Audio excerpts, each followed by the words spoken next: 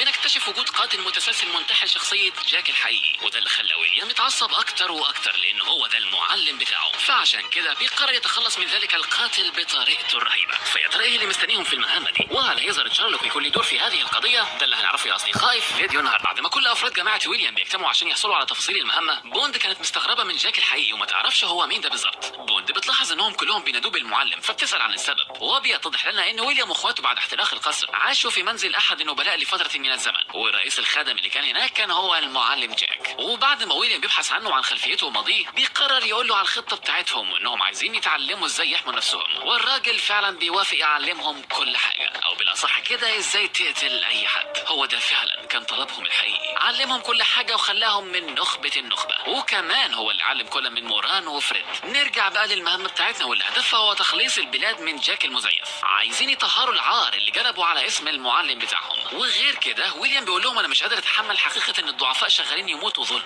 احنا لازم فعلا نقضي عليه. بيروحوا للمدينة اللي انتشرت فيها الجرايم، وساعتها بيلاقوا ان في عداء بين الشرطة واهل المدينة. بيقولوا لهم امشوا من هنا، احنا مش محتاجين لكم، احنا هنمسك المجرم بنفسنا ومش محتاجين مساعدة منكم. والسبب كرههم للشرطة هو ان المدينة دي كانت طوال الوقت مهملة ومفيش اي حد بيهتم بسكانها. قالوا لهم انتوا طوال الوقت كنتوا سايبيننا، ووقت ما ظهر القاتل جايين تظهروا دلوقتي. في تلك اللحظة رئيس المفتشين كان همه الوحيد هو انه يسكت اهل المدينة. المفتش صاحب شارلوك اللي بالمناسبة اسمه ليسترايد بيقول له احنا المفروض دلوقتي نتعاون معاهم ونركز على امساك القاتل. لكن رئيس المفتشين بيقول له انت مش فاهم اي حاجة، انا مش فارق معايا كم عدد الفقراء المعفنين اللي هيموتوا على ايد القاتل ده، احنا لازم نمنع المواطنين من عمل انتفاضة علينا. هو انتوا مش هتبطلوا القذارة بتاعتكم دي؟ بيأمر بنزع السلاح منهم، وليسترايد مش عارف يعمل ايه. نرجع بقى لويليام وجماعته اللي بتوصل لهم معلومات من عميل ليهم في الشرطة. مفيش اي تقدم في التحقيق، والشرطة مفكرة انه مجرد قاتل مختل واحد هو اللي بيعمل كل ده. لكن ويليام بيقول لهم لا، انا دلوقتي فهمت كل اللي بيحصل، احنا هنمسك جاك السفاحين دول وهنوريهم مين هو الشيطان الحقيقي. اوبا، ويليام بيبدأ اللعب من جديد. بنعرف بعدها ان اول ضحية ماتت اتشافت لاخر مرة مع راجل طويل واشقر، ولما تم العثور على جثتها لقوها مذبوحة وتم استئصال اعضائها الداخلية. لكن بقى الضحية التانية في اخر مرة شهدت فيها كانت مع راجل قصير شويتين واسمر البشرة، لكنها برضو ماتت بنفس الطريقة. الشرطة بقى مفكرة ان القاتل هو واحد من الاثنين، لكن ويليام بيقول انه مش قاتل واحد، لا دول منظمة كاملة. والسبب استخدامهم لاسم جاك السفاح ونشرهم في الجرايد هو نشر اعمالهم الاجرامية على نطاق واسع وتخويف الناس ودب الرعب في قلوبهم. وشكل اختيارهم لاسم جاك السفاح كان صدفة بس مش اكتر. وغالبا كده جرائم القتل اللي حصلت دي كلها كانت مش هدف وانما هي الوسيلة، وهدفهم الحقيقي هو اثارة النزاع بين المواطنين في المدينة وبين الشرطة. وبمجرد ما الفريقين يشتبكوا مع بعض ساعتها الثورة هتشتعل وهتنتشر في بريطانيا بالكامل. الفريقين فعلا كان خلاص بقالهم شعرة ويبدأ القتال ما بينهم، لكن ويليام عنده خطة لمنع كل ده. واثناء ما احد رجال الشرطة كان بيتمشى بيلاقي جثتين مقتولين وبيستدعي الشرطة زمايله. لكن ساعتها اهل المنطقة بيجوا بيقولوا لهم ابعدوا انتوا من هنا، احنا هنقبض عليه بنفسنا. يعني هو دوت خناقات برضه ما بينكم.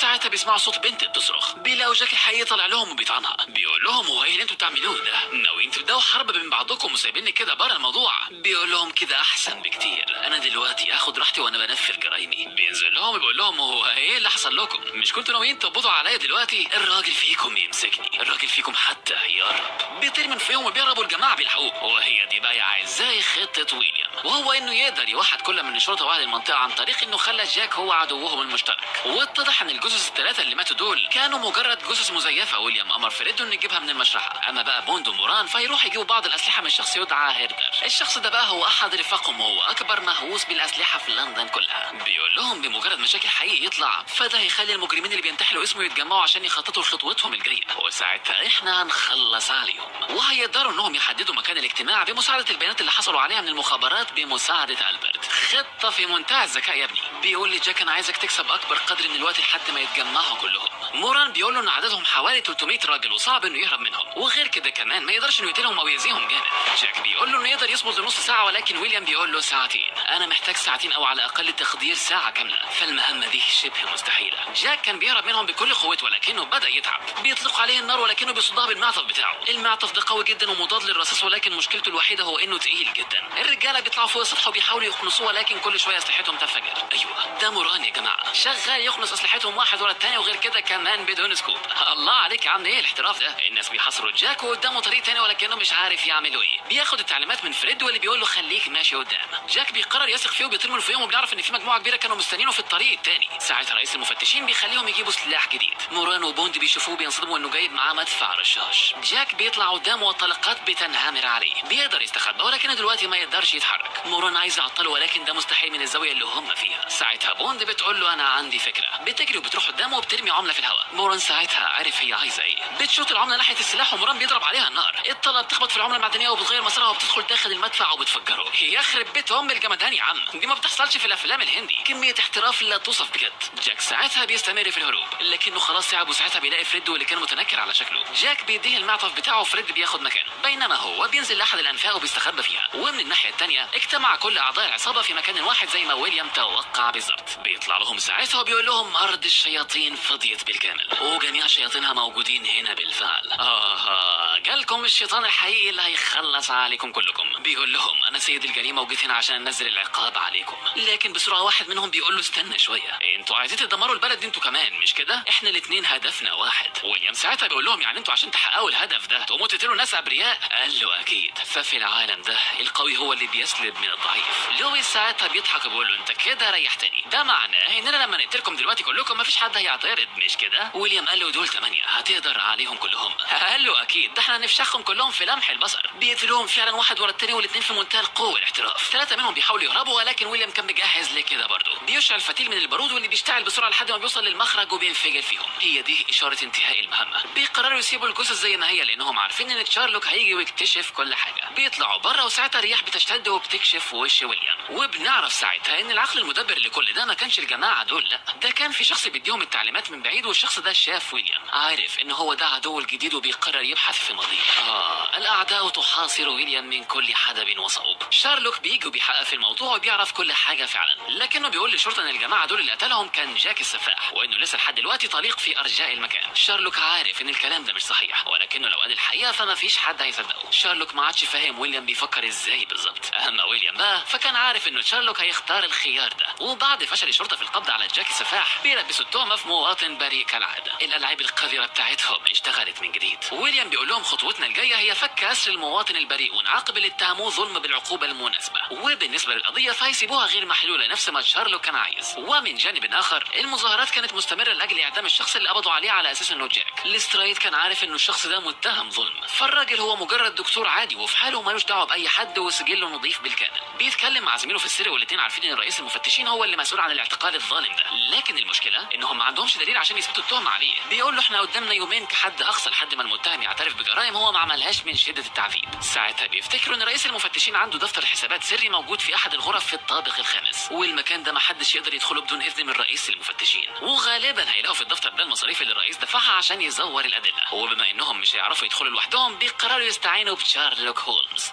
ما تبعدوا دلوقتي عن شارلوك هولمز يا جدعان، الواد ده مش سهل خالص. بالفعل ليسترايد بيروح يطلب منه المساعده وشارلوك بيوافق على طول. نروح بقى البوند واللي بتروح لزميلهم هيردر، بيكون مجهز لها السلاح اللي طلبته واللي هتستعمله في مهمه المره دي. ده مسدس تخدير. وبنعرف بعديها ان زميل ليسترايد كان هو نفس الجاسوس اللي بيعمل مع ويليام في الخفاء. بيتقابل مع بوند وبيعرف على اللي حصل ومكان الدفتر السري، لكنهم دلوقتي محتاجين انهم يدخلوا بوند للاسم. بتفتعل المشكله مع احد الرجال السكرانين وبتتضارب معاه. بيتم القبض عليها فعلا وبكده تكون قدرت تدخل الاسم بنجاح. العميل اللي معاها بيديلها الشنطه بتاعتها وساعتها شارلوك وليسترايد بيكونوا وصلوا للمكان. دلوقتي اجتمع كل اللاعبين وحان وقت بدء اللعبه. بتتنكر في زي احد رجال الشرطه وبتستخدم سلاحها الجديد عشان تخدر الحراس. وفي تلك اللحظه شارلوك كان وصل للمكان ويفكر هو عارف ان ويليام عايز ينقذ المواطن البريء من التهمه اللي عليه. بيقول لو انا عملت حاجه غلط فانا ممكن اخرب خطه ويليام وساعتها حياه مواطن بريء هتكون مهدده بالخطر، لكن لو انا مشيت على خطته فانا دايما هفضل لعبه في ايده. بس بعدها بيعود لرشده وبيقول انا هعمل الصح وخلاص المره دي انا هنقذ المواطن ده سواء كنت لعبه في ايد ويليام او لا. بيروحوا المدخل الطابق الخامس وبيلاقوا الحراس واللي كانوا بدأوا يفوقوا من المخدر. بيقولوا انهم معاهم اذن للدخول والدليل ان رئيس المفتشين اداهم المفتاح. طبعا دي كدبه صريحه شارلوك قالها له. بيديله المفتاح واللي طلع في الحقيقه ده اللي فك الاقفال وبيقدر يفتح الباب فعلا. الحراس طبعا مستغربين من اللي حصل. بيروحوا للغرفه بسرعه وقبل ما شارلوك يفتحها المفتاحة بيلاقوا رئيس المفتشين داخل عليهم. في اللحظة دي بوند كانت جوه ولقت الملفات اللي عايزاها بالفعل. بيقول لهم انتوا بتعملوا هنا ايه بالظبط؟ الاسترايد قالوا انا عندي شكوك من ناحية الاعتقال ده وشايف اننا لازم نعيد فحص القضية مرة تانية. انا شايف انك اعتقلت الراجل ده بظلم وبدون وجه حق، والغرفة دي يا حبيبي فيها دفتر بيثبت انك زورت الادلة. الراجل اتعصب وبيقول له مفيش حاجة زي كده خالص. بيضربه بيقول لما انا اقول مفيش حاجة زي دي يبقى مفيش حاجة زي دي. بيوقف له قدام الباب وبيقول له لو حاولت تعمل اي حاجة فانا هقتلك هنا ودلوقتي. يا لغبائك، كلهم عرفوا من سلوكه ده ان الدفتر جواه حاجة فعلا. الاسترايد بيهجم عليه وبيكسر الباب. رجال الشرطة دخلوا عشان يقبضوا على الاسترايد ولكن مفيش حد قادر عليه. في اللحظة دي بوند بتطلع من المكان بكل خفة وشارلوك بيشوفها بيقول لجوني يلا بينا. هو اصلا اول ما شاف عارف ان القضية خلاص انتهت. بوند بعدها بتدي الدفتر للعميل اللي معاهم بدون ما حد ينتبه لهم، واللي بيروح بعديها وبيديه للاسترايد وبيقول له انه لقاه في المكتب بتاع الرئيس اثناء ما كانوا بيتخانقوا. بيقول له ما تبقاش دلوقتي غير انك تديه لشارلوك. بيتم بعديها القبض على رئيس المفتشين واستبداله، وكل الضباط اللي كانوا رفاقه قد تم استبدالهم هم كمان. شارلوك بيقول لنفسه سيد الجريمة اتدخل في الجريمتين دول وحلهم بكل سهولة. اتأكدت شكوكه وعرف ان ويليام اهدافه نبيلة ولكنه برضه يظل في نظره مجرم. وبنعرف بعدها ان صاحب الاسترايد واللي هو في الاصل جاسوس ويليام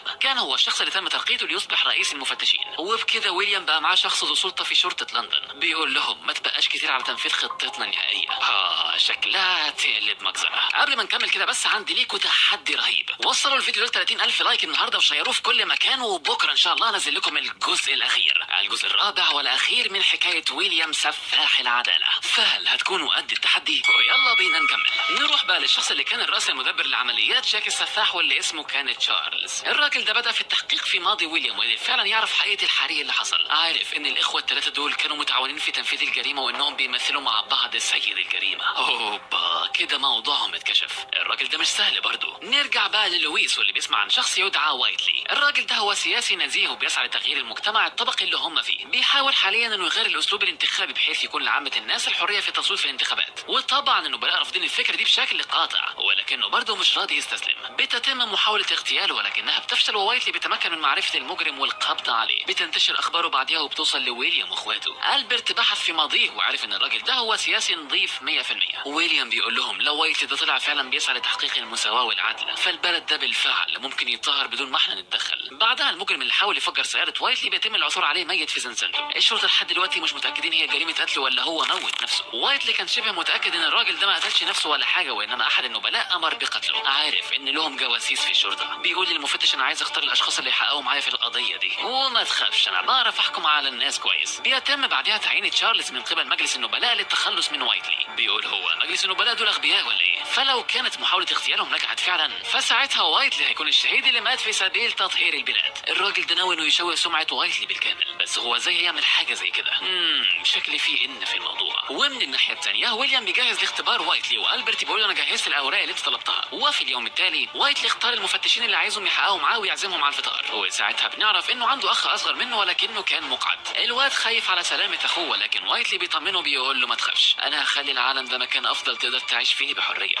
وايتلي طلع انه بيعمل كل ده عشان يحقق عالم افضل يعيش فيه اخوه. بيروحوا بعدها لحفل انتهاء احد المنتزهات اللي وايتلي تعب عشان يخلصها. بيروحوا لهناك ويتصدموا لما بيلاقوا ان عدد كبير من النواب المعارضين لوايتلي متواجدين هناك. وعلى الحال ده فالحفل ده هيقلب ايدان الافعال وايتلي. وقد كان الجماعه كل واحد فيهم قاعد يقول المشاكل اللي واجهتهم بسبب وايتلي. بيقولوا كمان انه بسبب تدخله في الاصلاح الانتخابي خلاه يخرج عن مساره المحدد، وده معناه ان الشخص الوحيد اللي بيقف ضد سبيل الاصلاح هو وايتلي فقط لا غير. ويليام واخوه كانوا واقفين وكل ده كان من تخطيطهم، عايزين يشوفوا وايتلي هيكون رد فعله عامل ازاي. الراجل وبكل هدوء اعترف انه مفيش حاجه من اللي قالوه للناس دول خطا، وبالنسبه للمنتزه فبيتاسف انه كان السبب في تاخير انتهائه. ويليام ساعتها انصدم، ما كانش متوقع فعلا انه يكون بالنزاهه دي. فالراجل كان يقدر ينكر كل اللي قالوه ده لانه كان بيحاول يخلي المنتزه ده افضل، وكمان هو دفع في مبالغ عاليه، لكنه مش مهتم باراء الناس عنه. بيقول لزميله بص وراك. بيشوف العديد من الاطفال المقعدين وهم بيستمتعوا بالمكان. هي دي النتيجه اللي وايتلي كان عايز يشوفها، عايز يشوف الاطفال المقعدين وهم مرتاحين. ساعتها ألبرت بيتقابل معاه وبيقول له انا عايز اتكلم معاك لوحدنا شويه. بيديله شويه ملفات وبيقول له ده دليل على فساد عدد كبير من افراد مجلس النبلاء. بيقول له على الرغم من اني فرد في مجلس النبلاء الا ان الوضع اللي هم فيه ده مش عاجبني خالص. انا اتاكدت النهارده انك مش هتستخدم الاوراق دي عشان تدافع عن شرفك، وانما علشان تحقق هدفك النبيل. وطالما انت زي ما انت فاعرف اني هقف جنبك. ويسيبه ويمشي.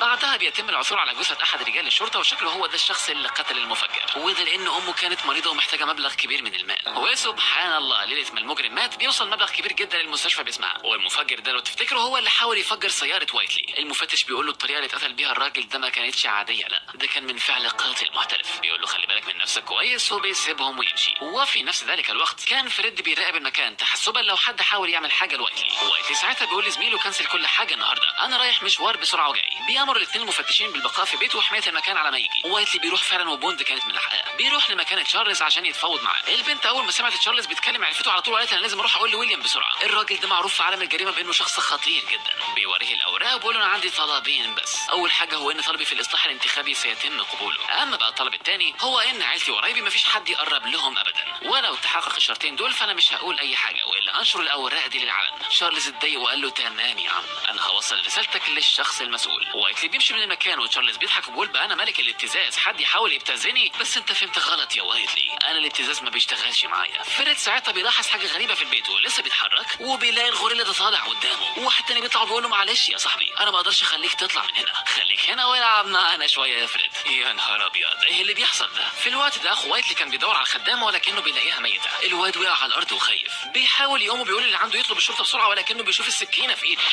الواد فهم اللي حصل والراجل بيقتله هو كمان. وايتلي ساعتها بيرجع للبيت ولكنه مش بيلاقي اي حد. بينادي عليهم وساعتها بيلاقي زميله ميت وبيقع على الارض. بيدور على اخوه الخدامه بسرعه ولكنه بيلاقيهم هما الاثنين ميتين برضه. وايتلي اول ما شاف اخوه بالحاله دي انهار بالكامل، بيمسكه ويحضنه ويصرخ ويبكي باعلى صوته. بيحضنه اكتر وبيقول انا مش هقدر اتحمل عالم من دونك يا اخويا.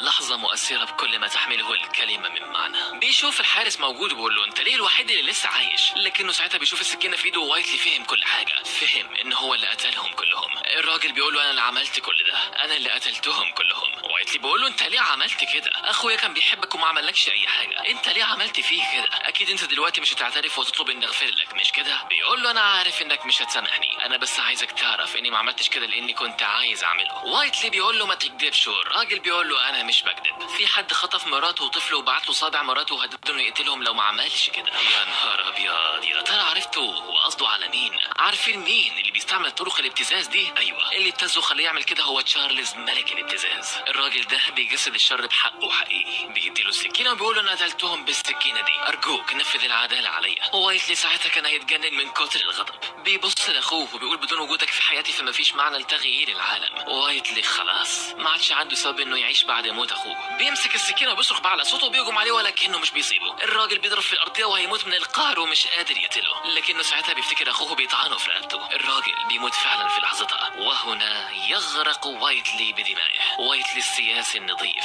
قد لطخ يديه بالدماء، وكل ده كان بسبب الحقير لتشارلز. في الوقت ده فريد كان خلاص جاب اخره. الواد بيهجم عليه ولكن لويس بيتدخل في اخر لحظه. التاني بيرمي عليهم كرسي والعيال بيتفادوه. بيروحوا للشباك وبيقولوا هنبقى نكمل المعركه دي بعدين، سلام، ويسيبوهم ويمشوا. وايتلي بعدها بيتقابل مع البرت، بيسلموا الاوراق اللي اداها له، بيقول له على كل اللي حصل. بيقول له بغض النظر عن الاسباب فالقتل يظل قتل، مستحيل دلوقتي حد يسمع كلامي او يصدقني، لو اقدر بس اعوض عن اللي حصل ده بحياتي. ويليام ساعتها بيطلع بيقول له للسلام يفوت الاوان يا صديقي، انت كنت ضحيه لشخص عايز يمنع المساواه في البلد دي، وده عن طريق انه يخليك ترتكب الجريمه. باختصار كده انت تم استغلالك. الراجل فقد الامل ولكن ويليام بيقول له الموضوع لسه ما انتهاش، لو انت كنت فعلا عايز تضحي بحياتك في سبيل تطهير البلاد فانا عايز الحياه دي. وبالفعل وايتلي بيروح للمؤتمر اللي كان على وشك الانعقاد، بيقول لهم ان عيلته اتقتلت النهارده وخسر كل الاشخاص اللي بيحبهم، لكنه مش ناوي يستسلم ابدا، ناوي يكمل ويستمر في سبيل تحقيق اهدافه. الكل ساعتها بينفجر صراخا من اجل هذا البطل الشجاع. بيمشي وسط الحشود وبيقف يحييهم ولكن ساعتها ويليام بيجري عليه بسرعه وبيتعبه. يا نهار ابيض ايه اللي بيحصل ده؟ وايتلي يسقط قتيلا والكل بيصرخ من هول المشهد. ويليام ساعتها بيصعد لاعلى المبنى وبيقول لهم انا اللي قتلت عائله وايتلي النهارده، انا اللي كنت بدبر لكل الجرائم اللي بتحصل في لندن. ايوه انا هو سيد الجريمه، انا هخلي لندن تغرق في اعماق الجحيم، امسكوني لو قدرتوا. يا ابن المجنونه. المفتش بيامر انهم يلحقوه بسرعه بينما وايتلي كان بيلفظ انفاسه الاخيره. بيفتكر ويليام وهو بيقول له احنا هنتحمل عبء الجريمه بتاعتك بينما انت بقى هتموت في سبيل تطهير هذا البلد. بيقول له هو انت ليه عايز تتحمل العبء ده وتصبح انت الشرير الوحيد؟ ويليام قال له ده لان سيد الجريمه. وايتلي ساعتها بيقول انا متاكد انك انت انت واخواتك هتقدروا تحرروا البلد دي. بيفتكر اخوه بيبي وبيقول له انا هسيب لك امر البلد دي يا ويليام، وبعدها بيفارق الحياه. ويليام ساعتها بيقرر انه يقضي على الحقير تشارلز. ويليام خلاص فاض به الكيل وعرف الناس كلها معنى سيد الجريمه. بيقسم على تطهير هذا العالم ويكمل في طريقه. لكن هل كل حاجه هتمشي زي ما انت عايز؟ ده انت ما تعرفش ان اللي انت بتدور عليه ده عارف حقيقتك يا ويليام. فتشارلز ده هو الوحيد اللي عارف هويه سفاح العداله. فهل فعلا هتقدر عليه؟ ويا ترى هل ستنكشف حقيقه ويليام للمحقق شارلوك؟